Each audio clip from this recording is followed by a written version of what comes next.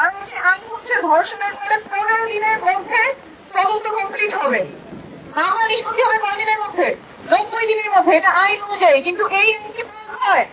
এই আইন যেখানে প্রয়োগ হয় ওটা ধীরপ্রজ্ঞের দেশ। বাংলাদেশে এই আইনের কোনো প্রয়োগ নাই। যেই আইনের প্রয়োগ নাই, যেই আইনের প্রয়োগ না হলে কোনো কনসিকুয়েন্স নাই, কোনো পরিণতি নাই, সেই আইন থাকা আর না থাকা একই সমান।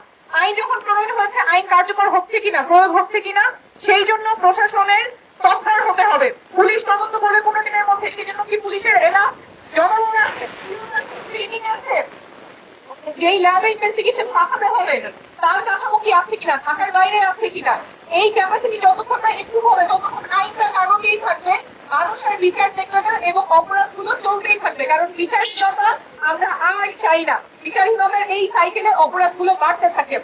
আমরা বলছি ভুক্তভোগী সহায়তা লাগবে। মোস্ট অফ ক্রাইসিস সেন্টারে গিয়ে যে ভুক্তভোগী তিনি একই সাথে মানসিক স্বাস্থ্যের সহায়তা, আইনি সহায়তা সবই পাবে। কিন্তু এই ওসিসি গুলোর অবস্থা কি, ঢাকার গাড়িগুলোর অবস্থা কি?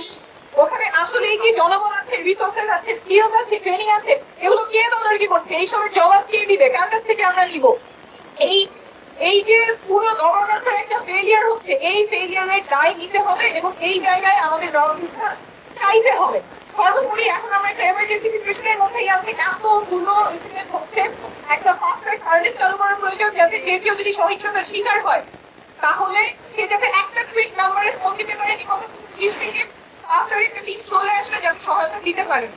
আমাদের মনে হয় এটাকে গভীর ভাবে আমাদের কোথায় কোথায় ফেলিয়ার হচ্ছে সেটা আমাদের চিন্তা করতে হবে এবং খুবই তৎপর ভাবে পদক্ষেপগুলো নিতে হবে।